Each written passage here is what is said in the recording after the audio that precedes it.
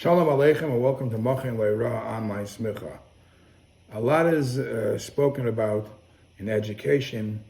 How do you deal with punishment or rebuke? And the truth is, it's not only something which is for schools, but just people in general. People misbehave. How harsh do you have to punish the one who stepped out of line? So I want to discuss a very interesting discussion that we find in Poskim. Do we have to take in consideration the big picture when one individual does something wrong? So there is in Shulchan Aruch, in Yeridei Siman Shin Lamed Daled, which is the halachas of Nidui v'Cherem. God forbid, when somebody steps out of line, one of the methods of punishment that the Chachamim use is they put somebody in a Cherem and a Nidui in excommunication, which is a very harsh thing, which has an effect down here, and it even has an effect from above a person. There's a lot of restrictions to a person who is put in Cherem. And the Shulchan Aruch goes on to explain at what point we have the right to put a person in Cherem. But I'm going to read you a quote of the Ramah in Siman Shin Lamed Daled, Seif Gimel. Says the Ramah, Umenadin lemi shehu chayiv nidui. We will put anybody who stepped out of line and he falls into the category that we were obligated to put him in excommunication. We will do so. Afilu yesh lachush, even if there is reason to believe or concern that if he drops out, if we put him in excommunication, he'll just drop out.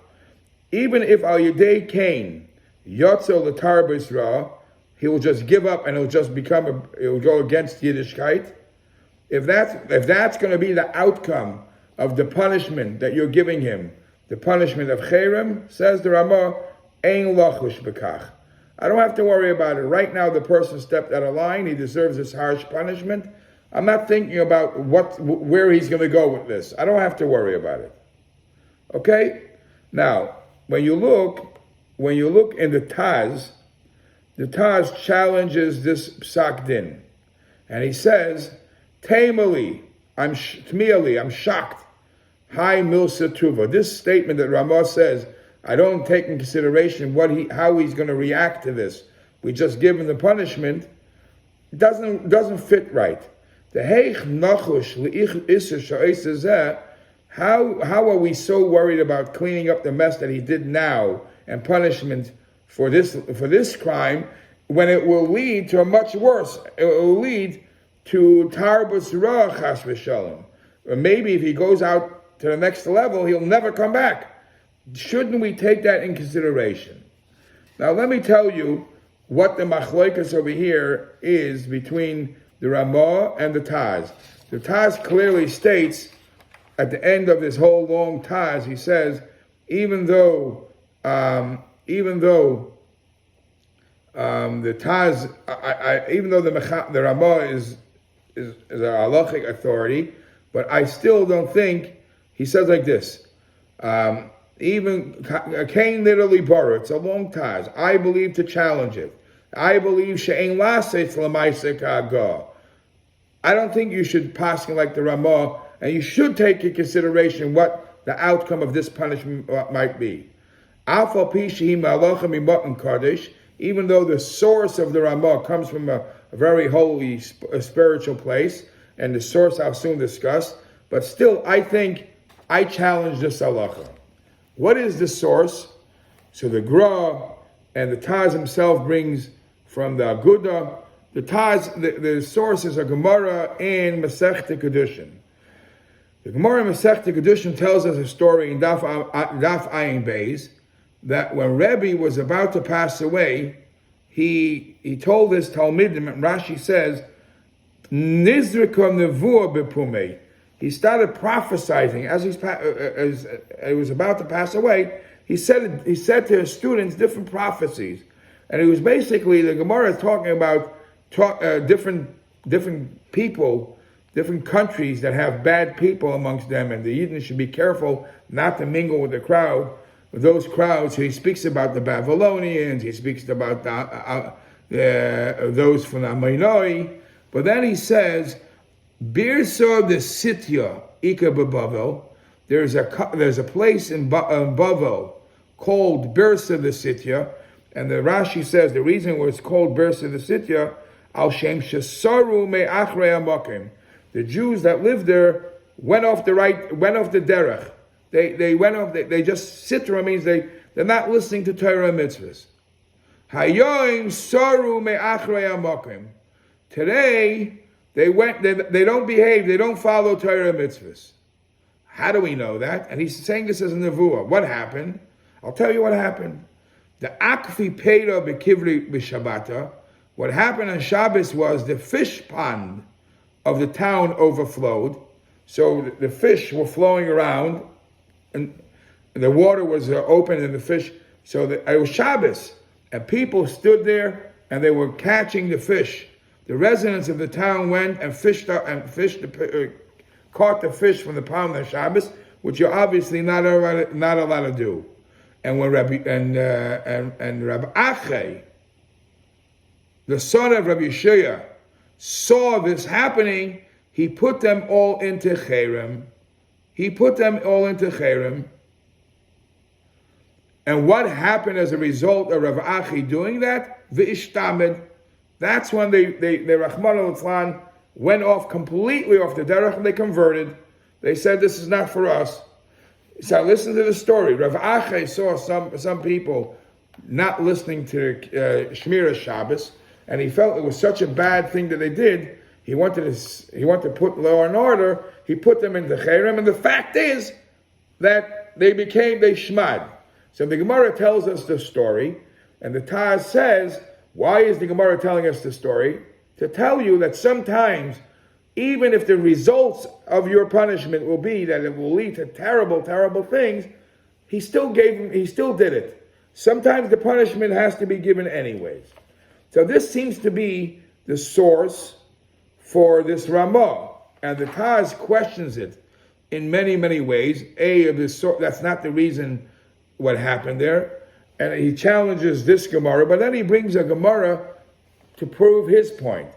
He says in Gemara Kedushin Daf Chaf, the Gemara says, if God forbid somebody was sold to a church, why was he sold?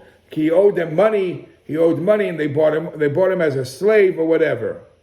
So it says, even though he's working in a church and he's somehow totally given over to Avodah Zarah, still it's a mitzvah for every yid to try to redeem him and buy him back, because the pasuk says, "Geula tiyalei." It's a mitzvah to redeem him.